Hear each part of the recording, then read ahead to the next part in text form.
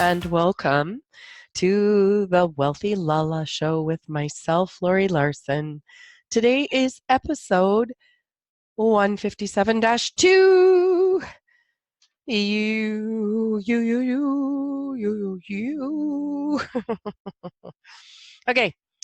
I know yesterday I was yesterday I was talking so much about gosh, I can't even remember. And it was such a good, juicy conversation. And do you think that I can remember it now? Because I thought, oh, I should just keep talking about it. And yeah, and I'm not.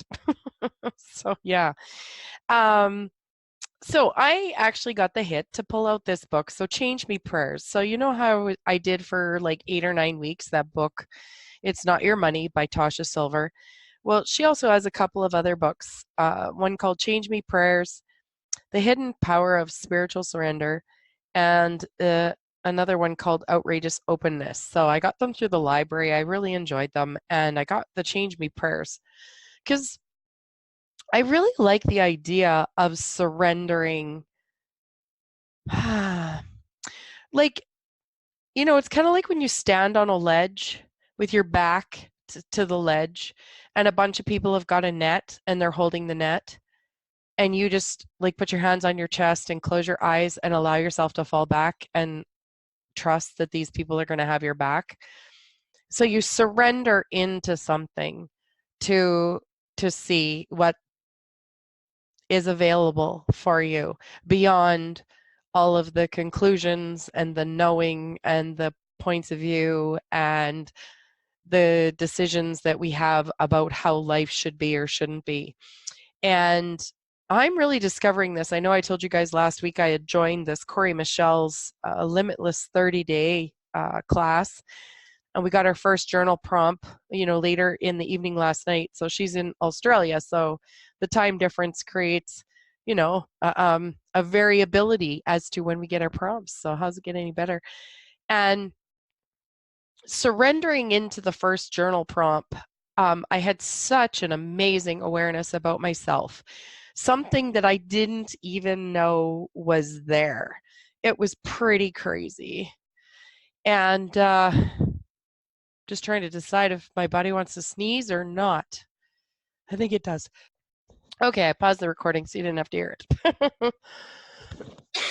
it. So, anyways, this real surrendering that journaling is going to open a door into something that I didn't even know was there. And what was really cool was that when I did it and I journaled, I was like, holy crap, I can so see how that's been there. But it wasn't something that I had uh, consciously known was there. Like that was something that was in my subconscious. And so what I love is that this whole idea of surrendering to the universe, like even my knee is actually, for a little while there I was talking about my knee, and I'm really, really aware of the insights that I got from and through that. It got quite a bit better, like probably like 90% better. And then today it kind of was talking to me a little bit more, right? And I've been listening to the book, The Universe Has Your Back by Gabrielle Bernstein, and just her talking about the idea of surrendering things. And I'm like, I'm going to pull out my Change Me Prayers book by Tasha Silver and just see what prayer comes out of it. And so I got, I have not read this yet. I'm going to read it to you for the first time. And so we're going to see how it ties in with mine or your asks. So this is her like what she'd call a chapter 36, much more than nothing. So a gal named Cassie wrote to say she feared leaving her exhausting, messy relationship. She thought something was better than nothing, especially during the holidays. Au contraire, dear Cassie, I wrote, because you're not nothing. If you leave, you still have you. That's plenty. And never underestimate the depletion that comes from falling down the energy abyss, otherwise known as the wrong partner. Besides, belonging to the divine means you can honor your own sacred self. Then you never have to beg for crumbs. The people that are right will always come if you feel worthy. So, Cassie, you'll never need to talk yourself into something that feels wrong or disrespects you or makes you jump through hoops. You already are love. You don't have to win it. And a timely no can make room for a much bigger yes later. The divinely selected relationship is already picked, and you'll be guided to it in the right time and way. So, why not make room? So this is the little prayer that she has with this chapter. Change me, divine beloved, into one who experiences my true worth in every moment. Let me know not only that I deserve love, but that I am love. May I trust that my own sacred self will always draw those of similar vibration. Mm, how awesome is that?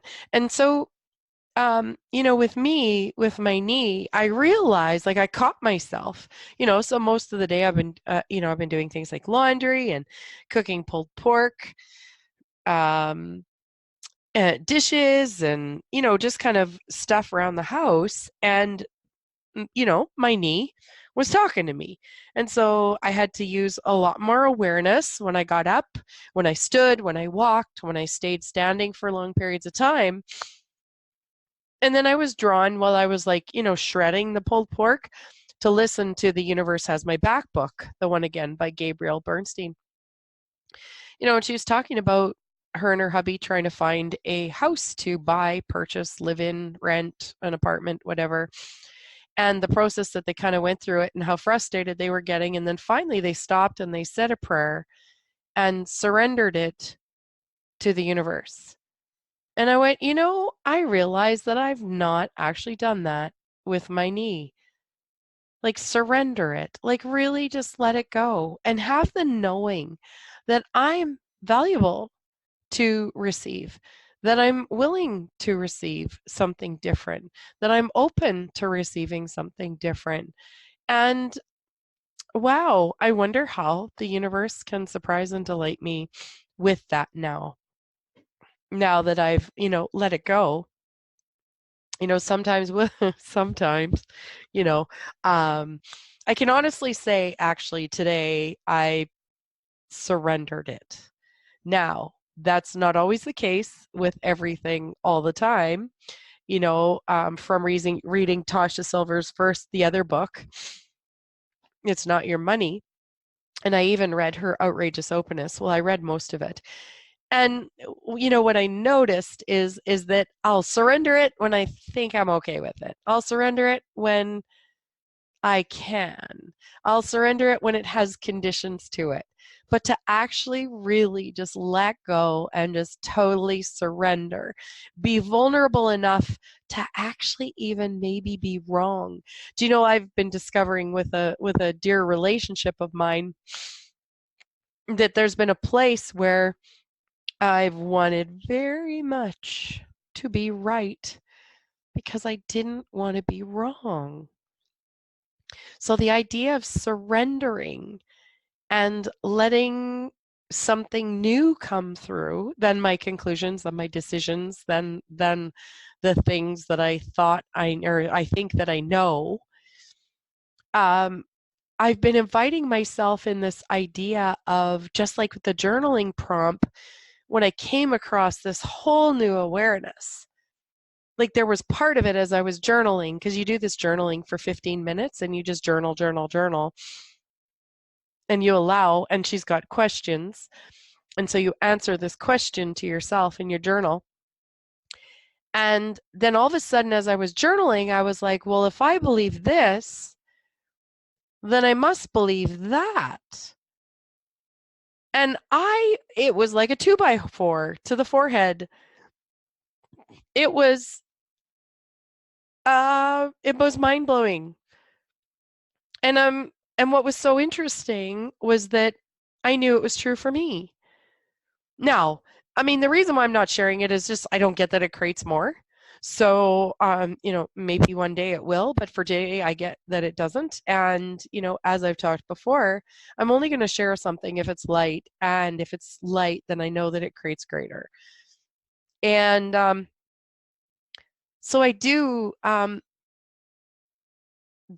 know that I am willing now to surrender more with more things and see what is on the other side of that surrendering. And rather than like what's cool about this journey is that I didn't even know that I had conclusions that were conclusions.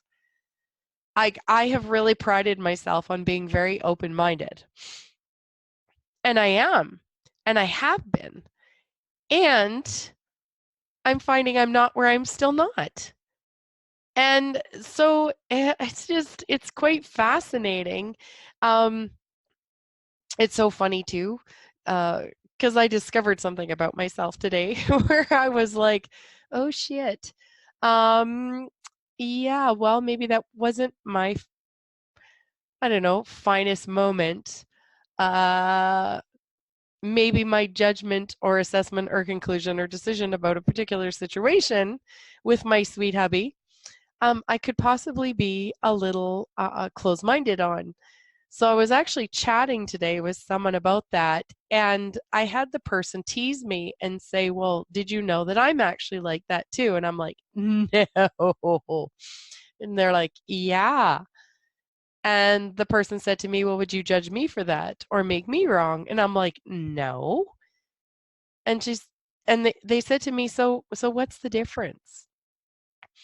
And so it was actually really interesting because I was willing to surrender that I could possibly be wrong, which would mean that I'm not right, which both are lies anyways, because we really aren't ever wrong and we don't ever need to be right. But that I can actually, because it was this person, I was able to be open enough to go, okay, I trust this person so much has my back. Am I willing to be open and surrender my conclusions, my thoughts, my decisions about this situation? And I was, and I actually discovered a whole new different possibility on the other side of it. I actually discovered that it wasn't so much about the situation that I thought it was the fact that this person chooses a lot more presence with me than my sweet hubby knows how to sometimes.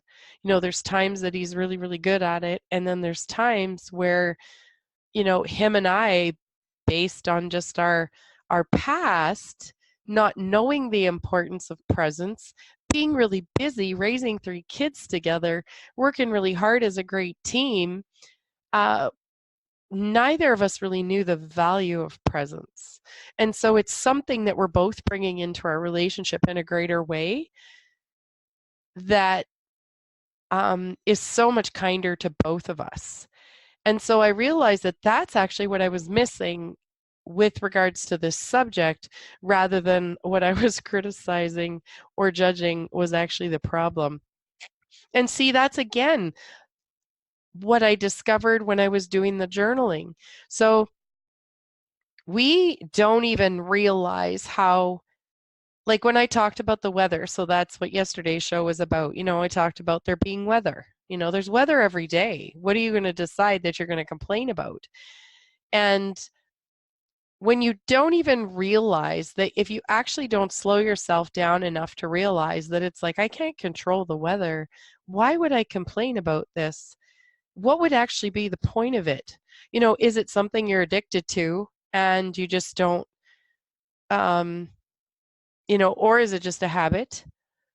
Like whatever it is, but realizing that by surrendering to the universe, to yourself, that what if I have conclusions around this that I don't even realize that I have? Universe, can you show me? And surrender it and then see what's possible.